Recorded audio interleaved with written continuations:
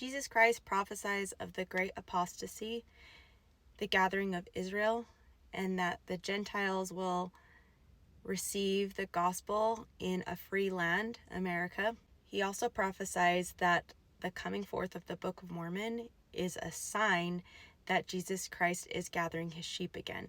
That is the commencement of his work, that he will have Elijah the prophet come to Joseph Smith in the Kirkland Temple and reestablish the priesthood keys. In being a part of repairing the breach, we need to be aware as Christians and Latter-day Saints of how God would want us to defend and preach his gospel. I see a lot online arguing and contention never inspires. Contention never leads to inspired solutions. Contention is of the devil, and I have to remind myself that arguing never inspires and leads to what God would want. If we look at how Jesus Christ handled himself, he didn't waver in how he taught the truth. He didn't water down the gospel. But when he did stand up for truth, he did it in a way that was loving, kind, long-suffering. And I want to encourage that if you are online preaching the gospel, to not argue.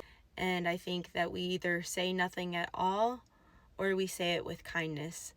And I'm not saying to be a doormat, but I am saying if you can't defend the gospel in a loving way, then how is that not adding to the fire? 1 Nephi 19:9, I want to describe how Jesus Christ would handle it.